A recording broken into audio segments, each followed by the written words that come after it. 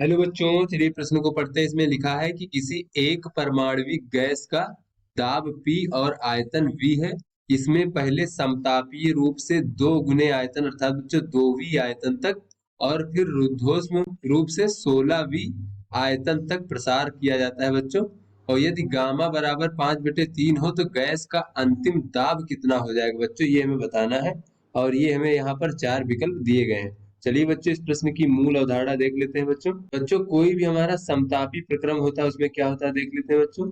समतापी प्रक्रम में, तो बच्चों समतापी प्रक्रम में गैस का जो दाब और आयतन का गुणन होता है बच्चों, गुणनफल, वो नियत रहता है, वो परिवर्तित नहीं रह होता है बच्चों। उसके बाद बच्चों देख लेते हैं कि रुद्धोष्म प्रक्रम में क्या होता है बच्चों। बच्चों रुद्धोष्म प्रक्रम में रुद्धोष्म प्रक्रम में बच्चों पी वी की घात बच्चों गामा बराबर नियतांक होता है। तो चलिए बच्चों अपने प्रश्न को हल करते हैं। यहाँ पे बच्चों कहा जा रहा है कि जो गैस है उसका पहले जो है दाब P है और आयतन V है। फिर बच्चों समतापी प्रक्रम के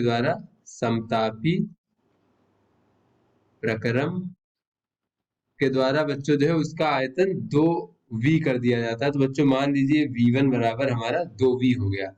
उसके बाद बच्चों, और उसके बाद फिर दाब कितना हो जाएगा बच्चों समतापी प्रक्रम के बाद, हम मान लेते हैं P1 हो जाएगा।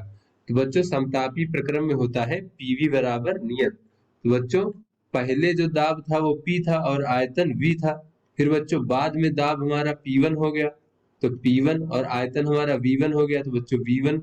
तो यहाँ से बच्चों अगर हम देखें तो PV बराबर ये P1 हो जाएगा बच्चों। V1 का मान कितना दिया गया है बच्चों, 2V, यानी कि 2V। तो बच्चों ये V से V कट जाएगा और यहाँ से बच्चों ये V से V कट जाएगा, यहाँ पर बच्चों 2 है और V से V कट जाएगा। और P1 का मान पता चल जाएगा कि P/2 हो जाएगा। अर्थात बच्चों कि हमारा जब हम आयतन 2 गुना करेंगे तो हमारा दाब जो है वो आधा हो जाएगा। उसके बाद बच्चों देख लेते हैं कि रुद्धोष्म प्रक्रम में क्या होगा बच्चों।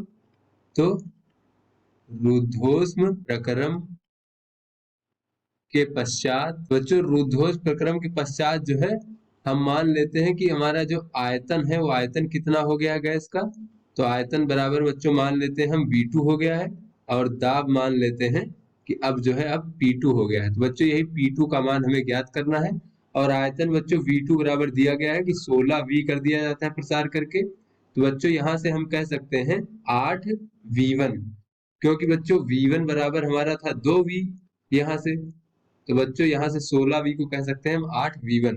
तो चलिए बच्चों रुद्धोष्म प्रक्रम में देख लेते हैं, होता है हमारा, हो जाएगा बच्चों हमारा पहले दाब कितना था रुद्धोष्म प्रक्रम के पहले, P1 और आयतन V1, तो इसकी घात गामा हो जाएगा बच्चों। उसके बाद फिर बाद में हमारा कितना है दाब, तो हो बच्चों P2 और आयतन V2, तो इसकी घात गामा। क्योंकि बच्चों PV की घात गामा बराबर नियतांक होता है, तो पहले का PV की घात गामा और बाद का PV की घात गामा, ये दोनों हम बराबर कर सकते हैं बच्चों। तो यहाँ से बच्चों अगर हम P1 का मान देखें तो P1 का मान है हमारा P/2, ये बच्चों P/2। और बच्चों V1 का मान कितना है बच्चों, तो इसे V1 ही रहने देते हैं, V1 की घात गामा बराबर बच्चों P2 हमें ज्ञात करना है। और V2 की जगह जगह रख सकते हैं बच्चों 8V1, तो ये हो जाएगा 8V1 की घात गामा। अब चलिए बच्चों यहाँ पर हम गामा का मान रख देते हैं बच्चों। बच्चों गामा का मान हमें 5/3 दिया गया है, तो ये हो जाएगा बच्चों P/2 और V1 की घात 5/3 बराबर बच्चों P2।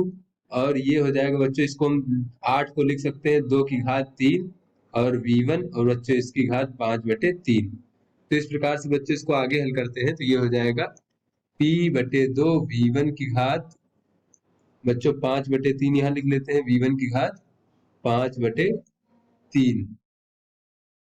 उसके बाद बच्चों इधर हमारा हो जाएगा बच्चों ये हमारा P2 है। और फिर बच्चों ये 2 की घात 3 है और उसके घात में बच्चों 5/3 है, तो यहाँ बच्चों 3 3 कट जाएगा और 2 की घात 5 बचेगा इस प्रकार से। और ये बचेगा V1 की घात 5/3। बच्चों V1 की घात 5/3 से V1 की घात 5/3 कट जाएगा बच्चों। और यहाँ से बच्चों हमारा जो P2 हो जाएगा वो हो जाएगा P भागे बच्चों ये 2 की घात 5 नीचे आएगा, पहले से एक 2 है तो 2 की घात 6 हो जाएगा। तो यहाँ से बच्चों ये P बराबर हो जाएगा P2 बराबर P/2 गुणे 2 गुणे 2 गुणे 2। इस प्रकार से बच्चों हम कह सकते हैं इसको, इस प्रकार से बच्चों इसको हम लिख सकते हैं 2 की घात 3 गुणे 2 की घात 3। बच्चों में पता है 2 की घात 3 का मान बच्चों 8 होता है। बच्चों ये हो जाएगा 8 गुणे 8, बच्चों P भागे 64। अर्थात बच्चों ये जो अंतिम दाब P2 है वो पहले प्रारंभिक दाब के समतापी प्रक्रम के पहले भी जो दाब था प्रारंभ में, उसका जो है 64वां गुना भाग हो जाएगा बच्चों, P भागे 64। चलिए बच्चों अपने विकल्पों को देख लेते हैं। तो बच्चों ये जो C विकल्प है P भागे 64 ये हमारा सही विकल्प है। तो आशा करते हैं बच्चों आपको समझ में आ गया होगा। धन्यवाद।